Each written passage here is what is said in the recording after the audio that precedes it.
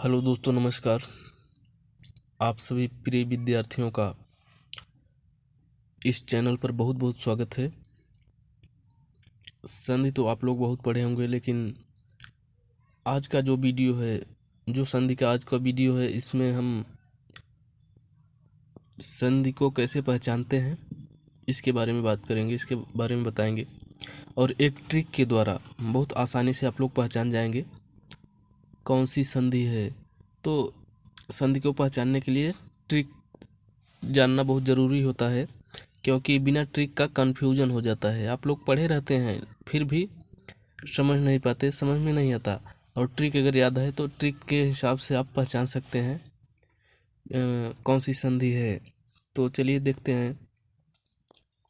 तो पहले जो लोग अभी तक सब्सक्राइब नहीं किए हैं, चैनल को सब्सक्राइब कर दें। इसके बाद चलते हैं अपने टॉपिक पर। तो पहला है दीर्घ। दीर्घ संधि कैसे पहचानेंगे? तो दीर्घ संधि को पहचानने के लिए आ ई उ, दीर्घ संधि को कैसे पहचानेंगे? आ ई उ बीच में आएगा, मतलब जहाँ से जुड़ा रहेगा, शब्द जहाँ से जुड़ता है वहाँ पे आ, बड़ी ई, बड़ा उ, ये तीन मात्राएं देखने को मिलेंगी। ये तीन मात्राएं आप लोग देखेंगे। दीर्घ संधि का यही ट्रिक है। आ, ई और उ, मतलब बड़ा रहेगा, बड़ी ई भी है, बड़ा उ भी है, और आ की मात्रा बीच में आएगा, मतलब जहाँ से दोनों शब्द जुड़ते हैं वहीं पर, दोनों वर्ण जहाँ पर मिलते हैं वहीं पर ये मात्राएं मिलेंगी। जैसे पुस्तकालय, क्या है, पुस्तकालय रहना चाहिए।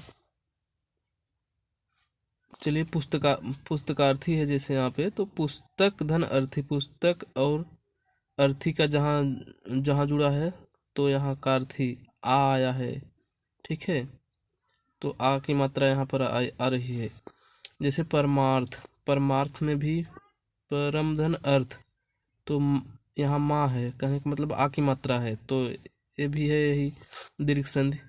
और एक और देखते हैं, जैसे शुभागमन, शुभ धन आगमन, शुभ आगमन, तो यही यहाँ पर आ की मात्रा आ रही है, तो ये भी दीर्घ संधि है। इसी तरह से और जहाँ पे बड़ी ई की मात्रा है, जैसे बड़ी ई की मात्रा जैसे की, ही, भी, चाहे जो भी मात्रा है, मतलब ई, बड़ी ई की मात्रा अगर रहे तो समझ जाएंगे कि ये दीर्घ संधि है। और जहाँ पे वर्ण मिलते हैं, मतलब दो शब्द जब जुड़ते हैं तो दो आमने सामने के वर्ण जो मिलेंगे वही वर्ण, मतलब इन तीनों में से कोई ना कोई बनेगा। आ रहेगा, या तो बड़ी ई रहेगी, या तो बड़ा ऊ रहेगा।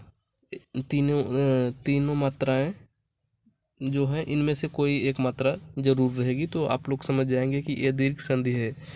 तो आगे चलते हैं।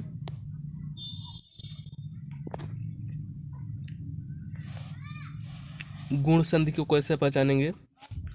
गुण संधि को पहचानने की ट्रिक है, इसको देखिए।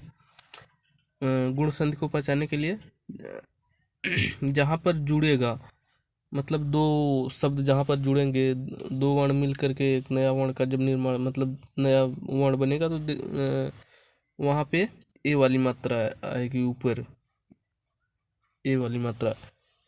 ए जो है, ए जो है, ए मतलब ए की मात्रा भी हो सकती है और ओ की मात्रा भी हो सकती है। दोनों मात्राएं हो सकती हैं, चाहे जो भी रहेंगी। कहने का मतलब ऊपर सिर्फ एक ए रहेगा, ए जो ऊपर का है एक एक ही रहेगा, चाहे ए की मात्रा रहे चाहे ओ की मात्रा रहे। ठीक है, ए वाला ऊपर एक ही रहेगा, ये डबल नहीं रहेगा, एक ही आएगा। और अर, अर आएगा। अर मतलब कुछ में तो अर आएगा, मतलब अर का उच्चारण बीच में रहेगा। तो देखते हैं पहले। जैसे देवेंद्र, देवेंद्र, देवधन इंद्र होता है ना, देवधन इंद्र, देवधन इंद्र से देवेंद्र हो गया, तो देवेंद्र में वे यहाँ पे एक आ रहा है ना, जो हम बताए कि एक आएगा, तो एक आ रहा है यहाँ देवेंद्र, ये वाला ये जो है, तो देवेंद्र वे पे एक आ रहा है। और नरेंद्र में भी वही चीज है। और महोपदेश, महाधन उपदेश बराबर महोपदेश, यहाँ ओ की मात्रा है लेकिन ऊपर ए वाला एक ही है, तो कहने का मतलब ये भी है गुण संधि ही है ये भी। और ये परोपकार, तो इसमें भी मात्रा तो ओ की है लेकिन ऊपर एक ही है ना, तो सिर्फ उससे मतलब नहीं है एक ही मात्रा है या ओ की मात्रा है, ऊपर एक ए वाला रहेगा, ये मात्रा जो होती है ऊपर एक रहेगी, डबल नहीं एक, तो समझ जाएंगे कि गुण संधि है। ठीक है। और अर देखिए अर कहाँ पर आता है, जैसे जैसे देखिए अर कहाँ पर आएगा, जैसे देवधन ऋषि, देवधन ऋषि, तो देवर्षि हो जाएगा, देवर्षि, कहने का मतलब देवर अर आ रहा है, अर यहाँ आ रहा है देवर्षि, उच्चारण अर का हो रहा है ना, तब कहने का मतलब ये भी गुण संधि है। तो इसी तरह से पहचानेंगे आप लोग गुण संधि को। आगे चलते हैं।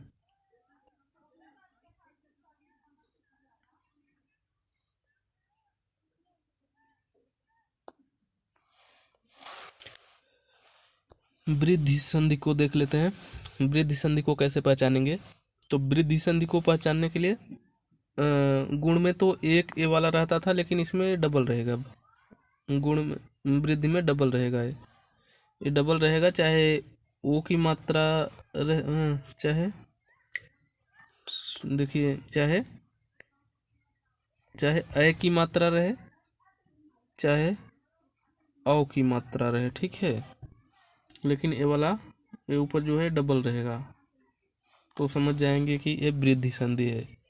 ठीक है, कहने का मतलब ए जो ऊपर लगता है डबल रहेगा, चाहे ओ की मात्रा हो चाहे ए की मात्रा हो, उससे मतलब नहीं है। ठीक है, ऊपर डबल ए आ जाएगा।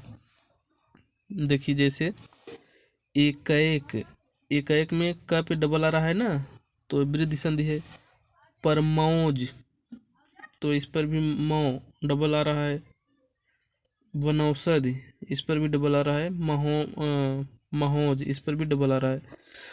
ऊपर ये डबल रहेगा तो समझ जाएंगे कि वृद्धि संधि है, चाहे ए की मात्रा रहे यहाँ पे, ठीक है, चाहे यहाँ पे ए की मात्रा नहीं, चाहे अ की मात्रा रहे चाहे औ की मात्रा रहे, लेकिन ए ऊपर जो ए वाला है डबल रहना चाहिए, तब समझ जाएंगे कि वृद्धि संधि है। ठीक है, और एक ध्यान ये भी देंगे, जहाँ पर जुड़ता है वहीं पे मतलब ये चीज़ रहेगा, जहाँ पे दोनों शब्द जुड़ेंगे वहीं पे आना चाहिए, और आगे पीछे कहीं पे शब्द में आए तो उससे मतलब नहीं होगा, जहाँ पर जुड़ता है वहाँ से मतलब रहता है। ठीक है, जहाँ से वो दोनों वर्ड मिलते हैं। और ये ट्रिक आपको तभी समझ में आएगा अच्छा से, जब तक आप पहले आपको पढ़ना पड़ेगा ये संधि, जब तक आप पढ़े नहीं रहेंगे कभी, पहले बढ़िया से संधि को पढ़िए, इसके बाद ये पहचानने के लिए ट्रिक बता रहे हैं। सिर्फ ट्रिक से काम नहीं चल सकता है, क्योंकि जब तक आप ठीक से पढ़ेंगे नहीं तब तक सिर्फ ट्रिक से उतना अच्छा नहीं पहचान पाएंगे। ठीक है, इसलिए पहले आप लोगों को पढ़ना होगा, पहले इसको पढ़िए, इसके बाद ट्रिक को पढ़िए, बहुत अच्छे से समझ पाएंगे और आसानी से कर लेंगे। तो आगे देखते हैं।